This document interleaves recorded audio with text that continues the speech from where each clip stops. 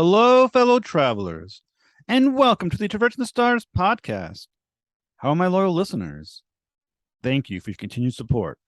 And as always, hit that subscribe button, everybody. We have an amazing show for you all because aboard the mothership is Matthew Campagna.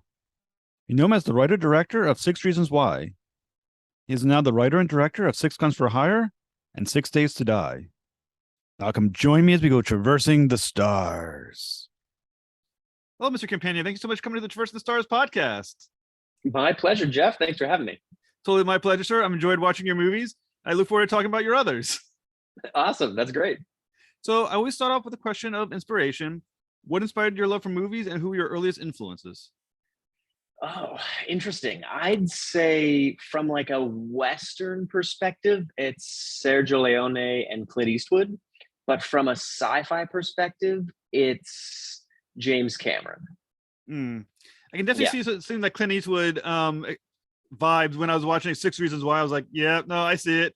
It's right there. Oh yeah. Oh yeah. It's it's funny. In 6 Reasons Why, it's like early in your career as a filmmaker, I feel like one of the first things you do is you try to like ape the things you love. And then as you start to find your feet, you begin to synthesize your own style. But 6 Reasons Why, I just leaned into the Westerns that I loved from the 60s, those revisionist Westerns about a absolute son of a bitch coming to town and doing something for himself that happens to work out for other people. Well, I agree 100%. You got to crawl before you can walk, right? Absolutely. So I read that you attended Toronto Metropolitan University, where you earned a bachelor's in high definition film. So why did you choose that university, and how did that prepare you for what you do now? And what is it between high definition film and maybe just film in general? Well, when I was choosing a university, there was one particular place that had a radio and television arts program. All the other places had film or communications, and they were places where you would sit down and think about movies a lot, but you wouldn't get to like get your hands dirty. I went to TMU because it was as much an engineering course as it was a film and television history course. So I was able to watch the movies that impacted me the most and really go into like DVD special features and stuff like that and learn all that stuff myself. But at the time that I was choosing schools, it was the first place that had these $250,000 high definition film cameras, the kind of stuff that George Lucas was using, the Genesis cameras, and Rodriguez was using, these new digital high definition film cameras. And I kind of felt like shooting film would be not only expensive, but also less and less popular the more this high definition film technology was evolved and available. So I guess I was right because it turns out I've never shot a frame of celluloid film in my life. Everything has been digital. So can you to backtrack just a little bit? You're saying about how this school is more engineering based as well. So what does that mean? Because I don't think a lot of novices or like me who are totally ignorant of the film world would, when they think engineering, I'm thinking of like the Enterprise. They're like building, the warp engines or some crazy Jordan thing. Forge, yeah.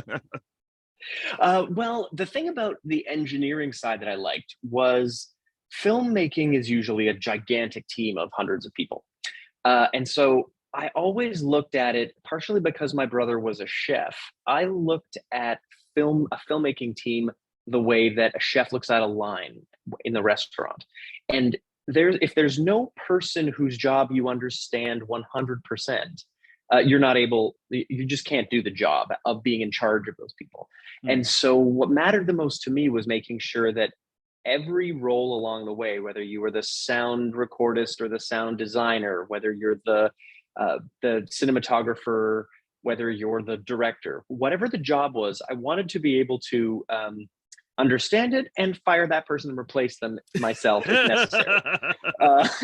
Maybe it's because as a kid, I played a lot of solo sports. I don't know. It wasn't really, team sports weren't really my thing. Right. So it took me a while to get into this idea of the group works well together and you get to make something. But I wanted to be able to do every job myself, which came in pretty handy in Six Reasons Why, because that was like 6 guys in the desert and 4 of them were on camera. So it was a very small team of people making that movie for a good 90% of photography. And I think that really queued me up for all of the films I've made since then, because part of the reason we were able to make a movie in the pandemic at all was because I was able to be the entire camera department back before vaccines were available. Because, you know, I've got friends who are on Star Trek, which also shoots in Toronto. And the number of COVID cases that are going through the crew and causing every schedule to blow up every week is brutal. But if you have a smaller crew, there's fewer points of infection. And so you're able to move forward no matter what. So when you're directing one of your films, let's say Six Reasons Why, Six Men for Hire, we'll get to later, any of these films, now, because you know the ins and outs of these different departments, how's that affecting the decision you're making as a director, going that you may have an insight into a particular job that maybe somebody else wouldn't have, who's not you?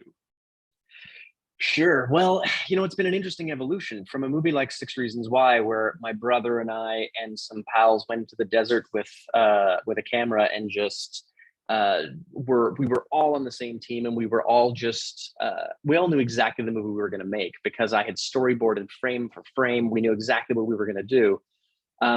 On something like 6 Days to Die, that was a film that we did for technically like $4 million, as opposed to going into the desert with 10 grand and a wing and a prayer.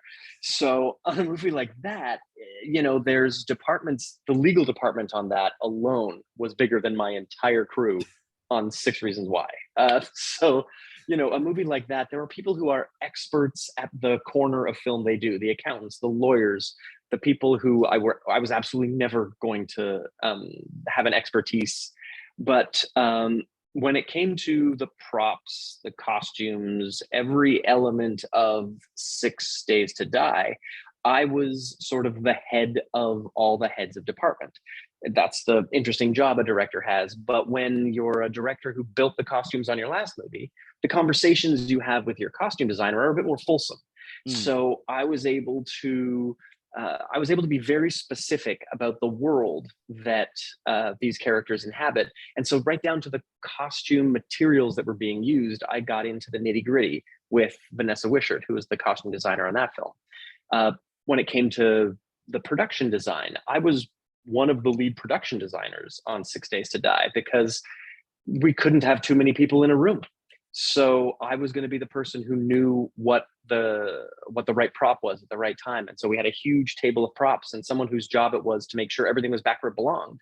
But ultimately, the props were kind of my department as well, because I brought a good chunk of them from Six Reasons Why, and I purchased some other ones. So it's when you're trying to make a movie this with the kind of scope of Aliens and like a tenth the budget, even back then, you wind up having to do a lot of jobs yourself. And thankfully, we were in a scenario where I wasn't going to be called a crazy tyrant. I was going to be called a one-man band, because we couldn't have 100 people on set. We were 5 months into a pandemic and nobody wanted to go on set. It was a terrifying idea. So we figured out a way to make sure it was kind of just me, my wife, one actor at a time. My wife was one of those actors. Like, being able to keep the tiniest possible crew meant that the weird thing I had done on Six Reasons Why was suddenly the only way forward in a post-pandemic world. Well, it must be rough to be a one-man band when, if anything goes wrong, you can't blame anybody but yourself. You're like, you can't be like, that goddamn sound guy, that's why that happened. But you're like, that's me. You know? Yeah, I was very fortunate on this one that every department except for sound. I did have my sound designer from 6 Reasons Why on 6 Days to Die, and I've had him in like every movie. So that was the one department that I was able to hand off to somebody that I trusted with my life. He's like my brother.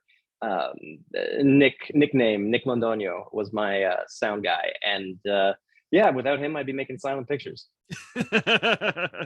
So you're well known for your, like I said, this Western trilogy of movies that you're working on, which starts with, like this, as I was saying, with 6 Reasons Why, which is a really fun movie. Now, was it about westerns that you love so much? Because a lot of popular opinion was always that westerns are a dying breed of movie. You had a few like Tombstone that's popular. I think you had what was it, something 310 to Yuma that was popular. For the most part, the rule of thumb is don't do a western. So what is it about western that you love and you go, screw it, I'm going to make the damn western, and they're going to come to a movie that I want them to see? Well, I've got to say, part of it was the idea of the blue ocean and the red ocean. I love genre film. I love horror. I love sci-fi. I love westerns. I love stuff that really has that takes the world we're in and sort of twists it and goes at it at a different angle. You can tell stories that might feel prescriptive if it was just happening in 2022, but if it's happening in some far off planet or some undisclosed time, suddenly people sort of come in a little more wide-eyed, willing to learn a world that's being built. So a western was just not a thing I was watching very many of that were new. It just so happened I was raised in a barn. My mother loved horses, and so I mucked out stalls as a kid. Like that was just a thing I was used to. I lived in a funny little town that had like binder twiner festivals and demolition derbies, and so it was a cool little small town upbringing that really put the western genre in my life day to day. But I just fucking love the way a person looks with a cowboy hat on. And there's just something about the way that light crosses the eye, and there's just this darkness. Like, there's a beautiful cinematic history with the Western genre. And that's why George Lucas, and I mean, that's why Miller makes such great Westerns when he makes a Mad Max film. Like, these are Westerns. In fact, Terminator 2 is the definition of a Western. The outlaw comes to town, another bandit comes to town, is going after that outlaw. They hop on their motorcycle that's just their steed, and off they go. Like, the tropes of westerns have been written and rewritten and turned into these cool sci-fi films for decades now. And so I wanted to do one that had a bit more of the cowboy hat, but still had the undisclosed time, that had technology that didn't make sense being there, things that felt anachronistic. I wanted a wasteland that was like nothing anyone had to pass in history. I wanted to build something new, and that let me change things that I find a bit boring in westerns. There are very few deeply wealthy, powerful women or people of color in a western. If you're going to base it in 1888, that's just the world that they had to play with when they were writing Unforgiven. So I wanted something where all bets were off, where gender, sexuality, where race, religion, where everything was kind of put in the pop-o-matic bubble and tossed again, and you had something new. And so that was the attraction to me. There were things I loved about westerns, and there were things that I thought were a trap. So I found a way to Kobayashi Maru the western. I like that reference. Well done. One trick of the western, and you kind of hit on it just a little bit already, is relevancy. To keep what's in the West important to those modern audiences who are looking at their cell phones while they're watching the movie. So how do you keep it relevant beyond what you already mentioned, such as inclusivity and things of that nature, to the modern audience? Well, I like doing things that completely shock the viewer. Whether it's a speeding Mustang in the middle of a Western shootout, or it's a battery that someone finds in the middle of a trade in a desert.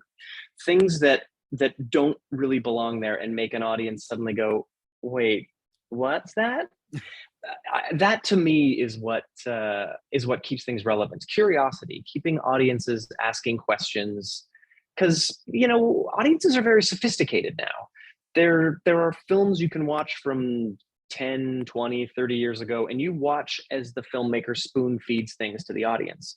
And now we live in a much more sophisticated media landscape where everything is like self-referential and hyper dense, and you're throwing 1980s references to people who only know them because of the nostalgia that's been coming out. They haven't actually seen the original source material, which goes back into the idea that the original source material from the 80s was probably pirated from some idea in the 50s. So like, John Carpenter's got a great version of the thing, but it's not the first. There are these ideas that we continually recycle as a race of storytellers. And I feel like this is just another chapter. And the trick is drawing people in with questions. They've got to always want to know the answer to something. And if I can keep people asking questions for 89 minutes, and in the 90th minute, they get an answer that makes them reconsider the whole movie, they might just watch it all again. So in 2008, you started filming 6 Reasons Why. And then later, recently, you're in post-production of 2 more films in what was calling the trilogy, being 6 Days to Die and 6 Guns to Hire. So a lot of questions there. First off, that's a bit of a gap from 2008 when you released the first one to what's eventually be either 2022 or 2023 of a release. So what happened in the meantime? Why later did you decide to do this trilogy? And how did those 2 movies fit with the original movie of that trilogy? All right. Well, that gap is an interesting thing because I got sort of noticed after making a movie for $10,000 that got an $250,000 bidding war. And it was only sort of noticed because that's not exactly winning an award at Sundance and then getting picked up by Columbia to make a whole other movie on their dime. But I got hired by, Sony and the guys that make Hell on Wheels and Fargo to write them a post-apocalyptic mutant Western movie because they liked my jam. And so I wrote 14 drafts of that until it went to Lens, and it is a frigging wild ride of a NBC Universal sci-fi movie of the week. It was very fun because I wanted to play in that world. I wanted to see the Universal logo before a movie that I wrote. And I was a new director at the time, so I didn't even get to direct it. I like directed Splinter Units, and I got to watch how the sausage was made on the larger side of things, because that was like $1.5 million, that budget. It was supposed to be $1.2 million, and then the more they did the things I wrote, the more it turned into $1.5 million. And it was cool. I enjoyed all the people I worked with, but at the end of the day, it wasn't the movie that I would have made. It was the movie that collection of people who the producers put together made. And then I worked with some other producers on some other projects, and I started to realize that the reason 6 Reasons Why came together exactly the way I wanted it to was because it was my money. It was my idea. Nobody could stop me. And so it took me about 15 years to come around to the fact that if I'm not the absolute top producer involved in this film, it's somebody else's film. And Chris Nolan can get what he wants from a studio for a while, but eventually even Warner Brothers betrayed him. And so if it's not Chris Nolan's money, it's not really his movie either. And so I got into a place where it seemed like the best thing for me to do was to build my own film studio and my own streaming service, my own infrastructure, top down, vertically integrated, and across all media, so that I'd be able to take all the engineering that I could do and add it to all of the business that I had learned over the years and make something that could support a much bigger movie if it came out of my head. And so it took me like 5 years. My wife and I built Highball TV, and we took a an idea that I had when I was at the Toronto Metropolitan University, which was, wouldn't it be nice if one day I owned my own studio, and I just made it? All that engineering, all that business acumen that I learned the hard way came together and became something that I was able to um, basically parlay into a gargantuan loan. And as soon as I could get a gargantuan loan that I knew how I could pay back, I made a film with my own money. A much bigger, much more expensive, much more risky film, because when you make a movie for 10 grand, if you sell it for 9 grand, you only lost $1,000. But you make a movie for $4 million, if you sell it for $3 million, uh-oh. So it was a real trick, making sure that I had a way to build a thing, make a movie, and then ensure that I wasn't going to be somehow deeply out of money at the end of it. And so that was the trick. So you're making, like I said, you're basically making 2 movies about the same amount of time. Is that genius or insanity? A bit of column A and a bit of column B. I think if I was ever given the opportunity to do 2 movies back to back like this again, I would put a few bits of infrastructure in place that I've learned would have been really helpful on this one. But I do enjoy learning something myself. And so I figured out that a post-production supervisor is a pretty helpful dude to have when you're in the middle of shooting a whole other movie and posting the last one. So, there are certain roles that really have been able to support me a lot, and I've been very thankful for my post-production supervisors. But I had a friggin' blast, and I'm still doing some of the visual effects with my visual effects team on Six Guns for Hire. So, it's all working its way through the pipeline, and we're figuring out what our festival premiere for 6 Days to Die is, and we're already looking ahead to what the festival premiere for Six Guns for Hire will be. So are these sequels to 6 Reasons Why? Or if not, what is the through line? That obviously they're connected. You're calling them a trilogy. The 6 is obviously in all titles for a purpose. So are they technically sequels to one another, to the original? What is the relationship between these movies? I plan to make 6 films around a particular family, and the story that they tell from being exiled from a society to finding their way back to it, and ultimately cracking that society wide open. And so this is 6 Reasons Why is the 5th movie chronologically. 6 Days to Die is the 1st movie chronologically, and Six Guns for Hire is the 3rd movie chronologically.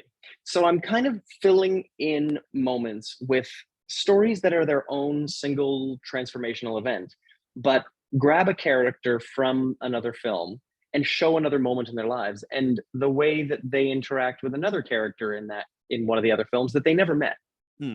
So now this is the moment where these 2 characters meet, what those 2 characters did when they were together. And so there's a through line of these 6 films that I want to do that tell this family story.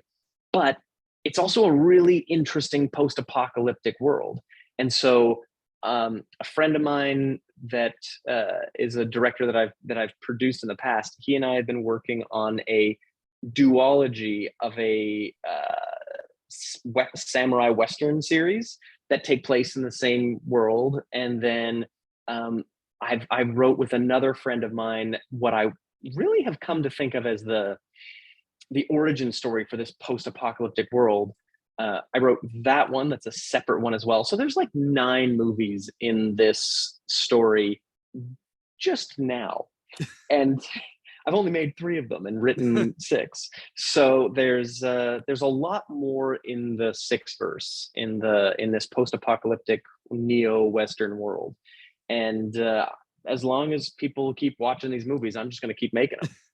So this is, like you said, a 6-movie franchise. You've done movies 1, 3, and 5. Now, movies 2, 4, and 6 are already written. Um, 2 has been written, 4 is in outline, and 6 has been outlined as well. And then there's 3 other movies that have been written that are completely that are tangential in that the characters don't overlap, but it's the same world. So another trick, and once again, genius or insanity. I think that's really like the theme of our interview. Once again, a challenge that I would imagine is when you make movies 1, 3, and 5, you've written 2, you've outlined, you said 4. What happens when you're an idea from 2 or 4 affects what you have already done in 5? I mean, is there a continuity? Like, are you mapped it out so you made sure that all the dots still will always connect? Is there a concern ever that, what if that 5 is already out there now, and now 4 to make this what I really want to do is going to affect 5? I mean, how is this all working out in your head?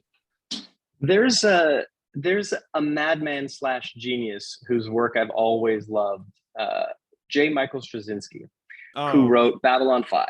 Big fan of his. And he's great. Rising Stars, I love it. Yeah, it's his work is incredible. And I feel like after the first season of Babylon 5, when he was told, the show's really great, just get rid of your star. And the man had mapped out 5 years of storyline wrapped around that man. Yeah. And he had to figure out, well, how do I still tell that story? Because there are episodes that I've shot the first half of that people won't see until the 4th year of the show. So how do I adapt what I've done with the new things I've learned, which is I can't have this actor anymore.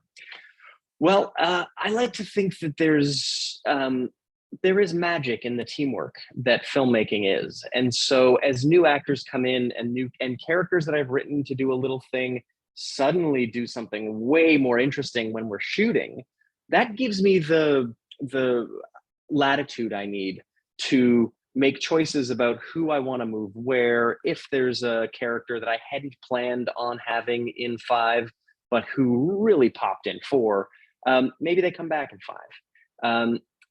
In a way that I wouldn't have known when outlining it, but being in it and building the film, it both on set with the actor and then in post with the performance, that gives me an opportunity to then shape and massage what was an outline into something that can really make the most of the ingredients that I didn't know I was going to have.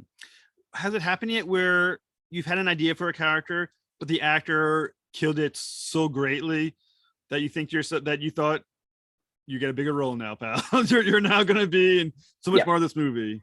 Yeah. In fact, one of the actors that I had in 6 Guns for Hire, Patrick Kwok-Choon, who's in Star Trek Discovery. He's also friend of the show. He's great. He's great. He's a lovely dude. He and I had such a good time working together that I decided to basically write his character son that could go have a story that would be played by him 25, 30 years later. So like I had this whole other thing I wanted to do with his character once I met him and played with him for a few days. And so, yeah, there have absolutely been actors that just blew me away. And I decided, okay, well, if that character, if that character dies in this film, that means I'm putting them in a prequel so that I can have them play more of this character. Or if I really love working with that actor and I want to see another color, another flavor that I know they have in them, I'll write them another character and put them in another film. Because the nice thing about the Sixverse is that I'm in this post-apocalypse. I've decided that there are so few human genomes left that you see the same faces coming up over and over and over in different bodies. And so it just lets me play with the same toys with a different paint job. Well, you have 2 of my favorite actors and friends of the show, Patrick Kwok-Choon and Oyin Oladejo, who are very awesome. Like I said, great people. I got a pleasure talking with them. So how did they get involved in this film and these films? And is it odd that they're both from Star Trek Discovery, or were they brought together because you know them? They worked together in Star Trek Discovery. Well, it's funny. I have an agency in Toronto that I'm with that I always like to fish through whenever I'm doing casting, because I know that my agency is going to be the easiest agency for me to get actors from. I'm going to get a friggin' headache if I reach out to some other hard ass agent that is just going to rake me through the coals. But if I talk to my own agency, they want me to hire my compatriots, basically. So I reached out to one particular agent and said, "Hey, you've got 3 people on your roster. Can I have them all?" And I told her exactly when I needed them, and she accused me of potentially reading her calendar because I have found exactly the moments when they were available. Oyin and Patrick have crazy Star Trek schedules, especially during a pandemic. And Maurice Dean Wint, who was in RoboCop the series and played RoboCable, they were all available exactly when I needed them. And so I was interested in Oyin and Patrick because they were already bubbled together for Star Trek. And I knew that they could work together on set because in my previous film, I did almost every actor one at a time. And on this one, I was going to have 6 people around a fire for a good chunk of the film. And I wanted each character to have a mirror that they could be with the whole time. And I wanted to shoot them out as 3 little sections of the fire. So I wanted Oyin and Patrick to be together. I wanted I had a preacher and a preacher's wife. I wanted those 2 to be together. So I hired basically a boyfriend girlfriend couple that I knew could do the job because I've worked with them both before. And then I hired Maurice Dean Wint with his old school chum Juan Curon, who my wife had worked with. He's a delightful guy, and they went to I don't remember which school together, but they went to the same acting school. So everybody was in a group with somebody they already knew. And they were going to be shooting for, the entire run of show with just their partner. And it made for something that was going to be felt more like theater to the actors, which was great. They, instead of being in a room with 6 people who had to each fight for the director's attention, I was talking to 2 people at once. And we were basically doing a 2-hander, and I was getting to direct 2 people from Star Trek. So it was my dream to begin with. And then they also enjoyed the hell out of it, to the point that the movie that I'm working on, that I'm co-directing in August, this just next month, Oyin asked if she could be a director trainee, because she had such a lovely time working with me and with my wife, Melissa. So now Oyin's going to be a part of the team as well. And then we're trying to make things work with Patrick, but the Star Trek schedule really threw things off for him. So I'm not sure that he's going to be able to be in it, but there's any movie I make, there's always a role for Patrick. That's very cool. And when that movie, you're going to talk about that movie, come back and talk about that movie as well. So we definitely got to do that. So as you mentioned before, you're shooting this through COVID, and you kind of mentioned the specific way you had to shoot it because of COVID. So because of COVID, did the movies still turn out the way you wanted them, or are they had to be adapted, through script and everything else because of how COVID interfered? It's interesting. There weren't many changes in the script necessary, but the major thing that had to be changed from what I had originally planned was the production method. I originally, it worked so well on 6 Reasons Why, I wanted to take a bunch of actors out into a desert. Then I wanted to turn that desert in post-production into something heightened and crazy and post-apocalyptic. But because that was not going to be an option, I was going to have 1 actor at a time. So I couldn't go somewhere remote. I live in Toronto, Canada. It's like Manhattan. There's nowhere to take anybody. So what we did was we shot everything on green screen. And I worked with 4 of the most talented people I've met in my life, building virtual sets, building environments in post-production that are way more incredible than anything we could have had on set. So it's my imagination brought to life in a way that would have been impossible if we hadn't have needed to bring it down to nothing to figure out the parts that we could use to build it back up. Because never in a million years would I have thought that this was the best way to shoot this Western. But goddamn, it was.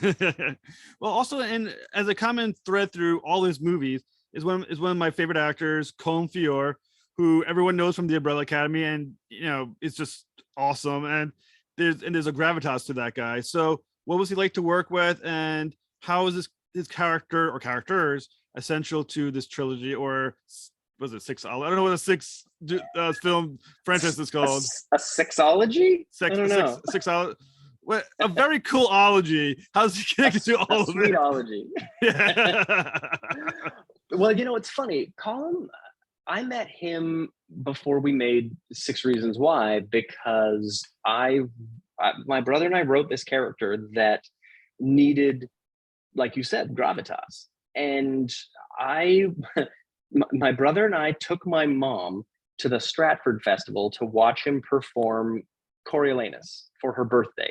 My mother does not enjoy Shakespeare by any stretch, but the whole idea was go there and ambush Colm Feore with the movie's opening sequence that we had designed with his face in it, featuring Colm Feore, this whole animated James Bond style, Good, the Bad, and the Ugly style opening sequence. And when he saw it, he basically just said, okay, figure out what time works with my agent. This is incredible. And so Colm wanted to be in the film after that. And we, accommodated his agency at every turn. Every time they put a roadblock in our way, we figured out how to surmount it. And we wound up shooting with Colm on Six Reasons Why. And I've shot with him on almost every film I've made since then, because we became lovely friends. He was such a champion of Six Reasons Why. The very year that we were releasing Six Reasons Why, we had a finished version and we were ready to sell it. It just so happened he was one of the judges at the Toronto International Film Festival. So he was on radio shows and Entertainment Tonight specials and red carpets everywhere. And people would ask him what he's up to. And he would say, well, I shot this cool, weird little Western, Six Reasons Why. It's for sale now. And so Colm happened to open every little door with all these little things he said, to the point that we got an Entertainment Tonight special about this crazy $10,000 movie we had made. And one thing led to another. The thing sold in an international bidding war, and now it's available around the world. And he's been willing to work on all the stuff I've done since then. And it's been an absolute delight every single time, because he's a marvelous dude. He's got such great stories, an incredible work ethic. The guy will pick up sandbags and help you haul them from one place to another. Like he's the antithesis of a diva, and is such an absolute pleasure to hang with. Well, like I said, you worked with Colm Feore in 2008, pre-Umbrella Academy. Now you're working with him post-Umbrella Academy, where he's now huge, absolutely huge. Did he come in with an entourage the second, third films? Was it, is there any difference in what you knew from the 2008 version? Oh, not at all. I mean, the nice thing about Colm is he and I have been keeping up and doing stuff together over the years. So it was nice to, especially on 6 Days to Die, nobody was working at all. So when I called him up and said, hey, I got a movie, do you want to be in it? He was like, dear Lord, Matt, yes. How, you're in work? Excellent. And then he was so happy, because the only thing he had done in 8 months had been an audiobook, because nobody had cracked the nut on how to get back to shooting. Then when it came time to shoot Six Guns for Hire, everyone had kind of figured out the thing that I figured out. And so we tried to shoot with him during principal photography, and Umbrella Academy was shooting. But Umbrella Academy doesn't just shoot you the days you need to be there. Umbrella Academy buys your ass for 6 months. You can't do anything, go anywhere, do anything until you've wrapped the season. because otherwise one person gets COVID, the whole production gets bumped, and it's a big mess. But we wound up shooting all of Six Guns for Hire in, I want to say, March. And then we brought Colm back in September to fill in all his gaps because we were shooting everything modularly. We were shooting things on green. So we were able to put Colm in a scene with like 7 people, most of which he had never met. And it was effortless. It was just like shooting 6 Days to Die. It was great. Like I said, that sounds awesome. So you're doing this film, the setting of the story is definitely like a character in the film. So how is it impactful to the story itself? Why could it not be told in any other setting? The world that this is based in is one that kind of takes the idea of xenophobia into a place that just doesn't exist right now and really hasn't in the Wild West. There's the area that Colm Feore's character, sort of his fiefdom, is a kingdom that is cut off from all of humanity. So they've kind of evolved in their own way in 200 years, terrified of the things that are outside of the walls of their city. Because during the apocalypse that caused all of this, humans who mutated became truly monstrous. Genomes were scrambled with bears and wolves and all kinds of deadly creatures, part human, part animal, roamed the wastelands. And so they built those walls up and stayed safe. And 200 years have gone by, those things are gone, but they don't really know anything but fear and scarcity. And so that little world has no idea that outside of it, there's this wonderful return to technology that's happening. So there's a railroad that one man is obsessed with building directly back to that utopian little group of xenophobes. And so as you work your way along this train, the growth of humanity kind of follows along. You've got boom towns at the outside, and as you work your way in, the towns get a little more advanced. The technology's a little more ubiquitous, and it gets a little more like Blade Runner the farther in you go, and a little more like Once Upon a Time in the West the farther out you go.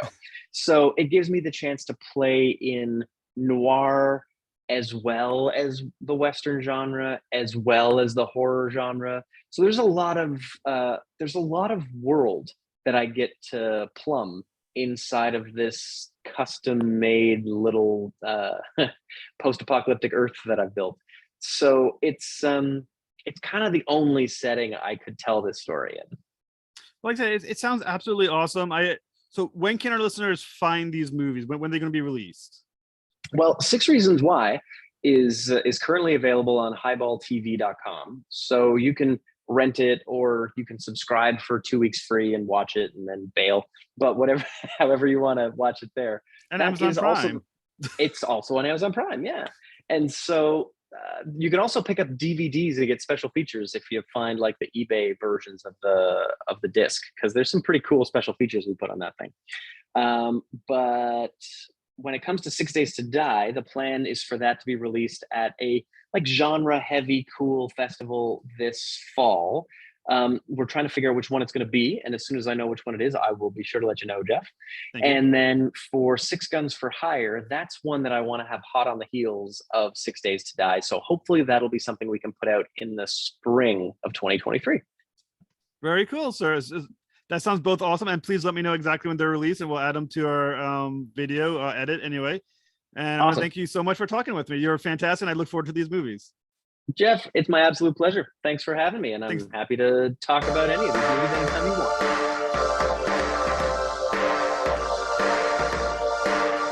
Love it. I can't wait. Thank you, Jeff.